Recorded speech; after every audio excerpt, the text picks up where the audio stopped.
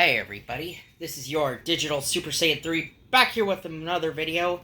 And I know I'm not wearing the right shirt for this video, which I plan to do, which is my third Fancast video, which is Fancast 3, The Superman Villains. Yes, that's right, I'm going to be casting the Rogues Gallery for Superman. This came about because, well, I've been having Superman a lot on the brain lately, ever since I saw the recent film by James Gunn, and it was a really, really, really good film.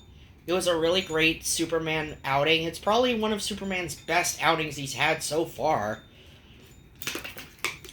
And I'm pumped up to see what James Gunn has in store for us with his DC Universe and more of his awesome casting choices. But, you know, this video is mainly to give my thoughts and opinions of the Superman villains, of who will be casted. You know, this is just my casting video, but this is not the official James Gunn casting, because I do trust James Gunn's judgment.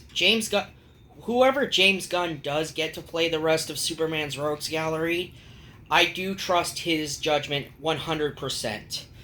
But for the most part, this is just my Fancast video, so on with the video. So our first one we got, for the role of Bizarro and Cyborg Superman, we got, well, Superman himself, David Cornsweet. Considering that David's already playing the role of Superman, I mean, it already makes sense that he should play Bizarro and Cyborg Superman, considering they're both different variants of Superman. And I'm not going to go deep into their backstory, but, you know, Cornsweet would be perfect as both Bizarro and Cyborg Superman, since he's already playing Superman. So yes, I just wanted to get them out of the way. Next up, my casting choice to play the role of Winslow Schott, aka the Toyman, and that is none other than Bill Skarsgård. Yes, that's right, the guy who played Pennywise in the It movies, in It and It Chapter 2 from 2019. I think Skarsgård could pull off the Toyman really well. Heck, I do think he would embody the Toyman's eeriness and creepiness, because the Toyman can be very eerie and very creepy at times. I mean, and also, not to mention, he's also a genius in robotics. Like, he turns innocent children's toys into lethal weapons. And Skarsgård definitely can embody the creepiness factor of the Toyman. Like, hell, one of the posters I could probably see is his Toyman, you know, just sitting on a bed, you know, with a whole bunch of Superman action figures and plushies and all that stuff, like all torn up and stuff, you know, because I saw this from a comic panel that, you know, I saw online with Toyman sitting on a bed full of Superman action figures and plushies. So yeah, Skarsgård would be perfect as the Toyman. Next up, we got Avril Lavigne as Livewire. I don't know what is it about Avril Lavigne would be perfect for Livewire. I don't know why I pictured Avril Lavigne as Livewire, but I don't know what is it about her that would be perfect as Livewire. I do think she has the right attitude, of this rebellious attitude that Livewire has. And I think Avril Lavigne, you know, could pull it off pretty well. But I know this is not an official casting. This is not made official or anything. This is just my choices to play these characters. Next up is a villain I'm really happy that I'm glad I casted. And that is Keanu Reeves as Brainiac. That's right, of the 12th Intellect, Coluan artificial intelligence that Brainiac is. I can imagine Keanu Reeves playing this character. Heck, I think E-Rod even did his video of casting the Superman villains, and he casted Keanu Reeves as Brainiac. And I can agree with E-Rod. Keanu is perfect for the role of Brainiac. I can definitely see Keanu Keanu shrinking cities into entire bottles. Or shrinking entire cities and then bottling them up. To embody the ruthlessness of Brainiac. As Brainiac, is very ruthless.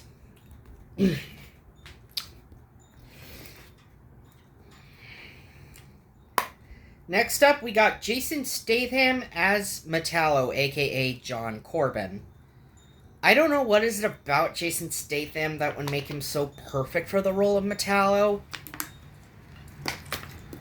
I know he's like almost in his 60s, but damn, he is such a beast. And Metallo is one of my favorite villains that Superman has gone up against, especially when I watched, some of the animated Superman movies or even some of the cartoons. I'm glad to see Metallo every time he's on screen. And I don't know what is about Statham that makes him a perfect candidate to play Metallo.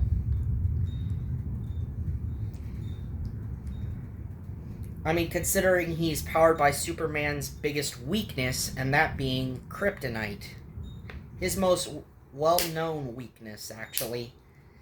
And Statham would be perfect. I would love to see Statham's Metallo go up against Corn Sweat's Superman.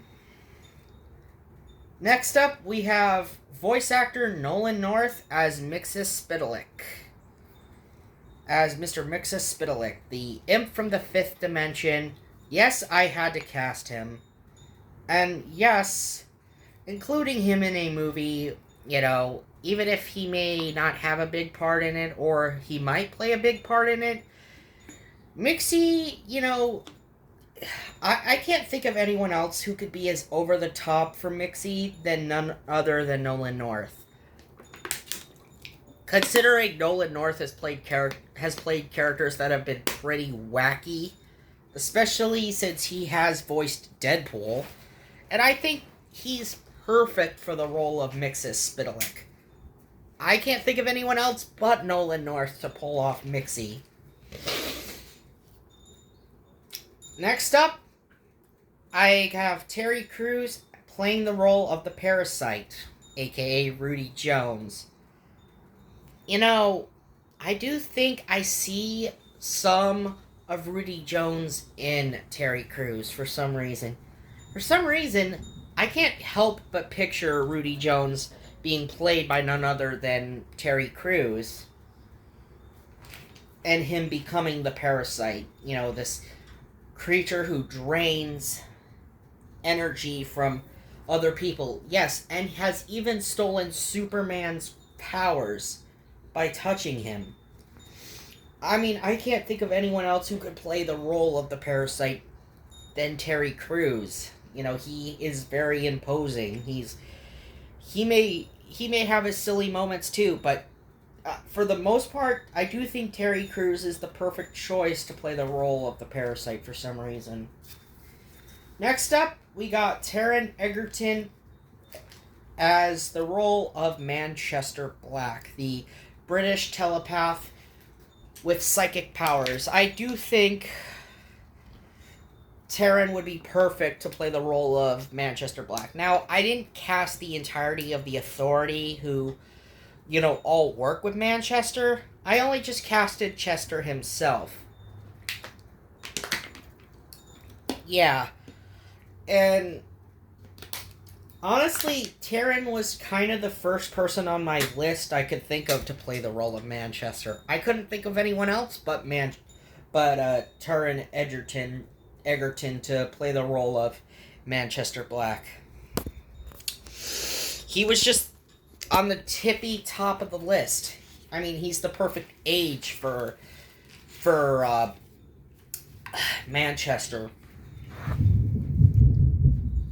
Next up, we got Winston Duke as Mongol. Now, I do think Winston has the perfect body and perfect,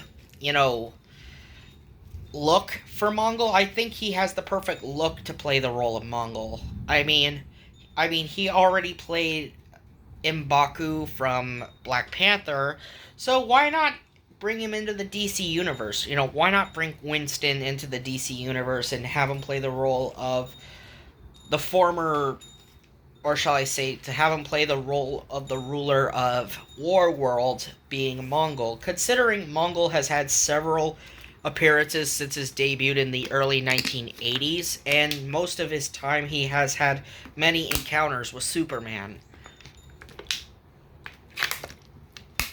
I mean, he would be perfect for the Warworld movie if we're eventually going to get a Warworld movie. And Winston's the perfect role to play the role of Mongol. I definitely embody him playing the role of Mongol for some reason. I just can't think of anyone else that I think could play Mongol other than Winston. Next up, we got the Ultra Humanite, played by Kelsey Grammer. Okay, this one is another one that was a no-brainer for me.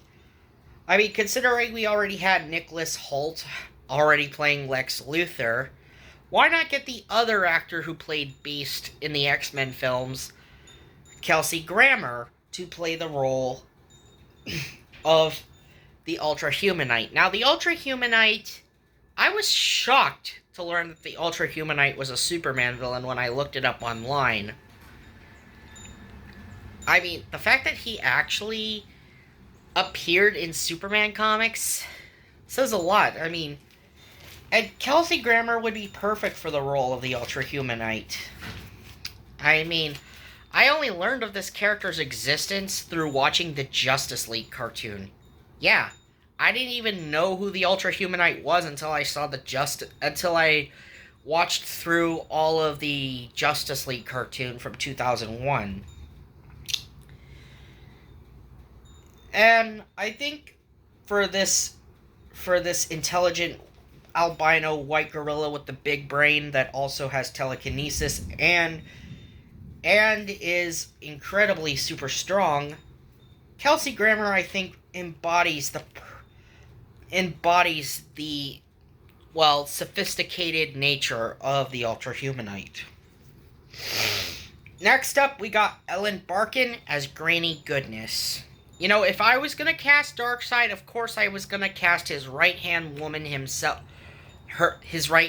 herself, Granny Goodness. Granny Goodness, with a name like that, you'd think she'd be pretty good, right? But no, Granny Goodness is not good at all. In fact, she's the opposite of good. I mean, considering she works as one of Darkseid's top officers, mind you, I mean, she's in charge of brainwashing, manipulation, and yes, she's one of Darkseid's more valuable allies. Considering dear old Granny is, lethal. And Ellen Barkin, we could see her being an evil old, Granny. She's perfect for the role of Granny Goodness, because Granny Goodness is very relentless. She's easily, Darkseid, like I said, Darkseid's number one lady. She's basically Darkseid's second in command, the right hand to Darkseid. I can't think of anyone perfect to play the role of Granny Goodness than Ellen Barkin. Originally I was going to think Jamie Lee Curtis, but then I remembered Ellen Barkin. It has more of a menace to her. I mean, considering she did most of her appearance... considering she did play Smurf throughout her appearances on the show Animal Kingdom, I think Miss Barkin would be perfect for the role of Granny Goodness. Next up, we got Christopher Judge as Darkseid. I don't know why I thought Christopher Judge would be perfect as Darkseid. Maybe it's just because of his voice, and he has such a perfect voice for Darkseid. I mean, this is how I want Darkseid to sound. Deep, menacing, and that's about it. I know he plays the role of Kratos in the current God of War games and everything, but I think Judge is a perfect Darkseid. I mean, the only other person I could have thought of that was my runner-up was Kevin Michael Richardson, and heck, Richardson would have been perfect too as Darkseid, but there was just something about Christopher Judge that I just particularly liked that made me scream, yeah, that's Darkseid. That definitely has to be Darkseid. Next up, we have Doomsday being played by Adam Scherer. And if you don't know, he is former WWE superstar Braun Strowman, playing the role of Doomsday, the creature that was known for killing Superman in the infamous Death of Superman storyline. Now, I know Superman did technically come back, and he was in a coma, but there was more to that story than just Superman coming back. Because there was also the other Superman who just showed up, all claiming they were the real Superman. And yes, it was also the same story that also the Return of Superman also introduced us to Cyborg Superman. So, yeah, like I said, for Doomsday, Adam Scheer, aka former WWE superstar Braun Strowman, has the perfect look for Doomsday. He's freakishly huge. And Doomsday's massive, man. I could picture his Doomsday going head-to-head with David Cornsweat's Superman as they turn Metropolis into a freaking war zone. If they eventually do the Death of Superman movie and actually do it right. I do think Doomsday would be... I do think Strowman has the perfect look for Doomsday. I can't think of anyone else but Adam Scherer, aka Braun Strowman, as Doomsday. Next, we got Abigail Breslin as Mercy Graves, Lex Luthor's right-hand lady, and yes, his chauffeur. I don't know why I think Breslin would be perfect for Mercy, but there's just something about her I can't put my finger on, but Breslin, I think, would be perfect for Mercy. I can't describe it. Next up, we got Lucas Till as the Atomic Skull. Now, if you don't know, Lucas Till actually played the role of Havoc in the X-Men movies. He played the role of Havoc in X-Men First Class and X-Men Apocalypse. And I think he'd be perfect as the Atomic Skull.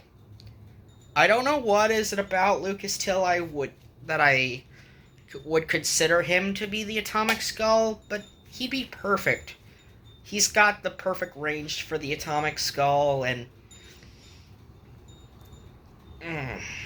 speaking of my last X-Men alumni, and we get to the end of these castings, I got Michael Fassbender as General Zod, and this one just came to me while I was walking my other dog, Molly. Say hello, Molly. Yeah. So for some reason, it just came to me. It's just sort of just...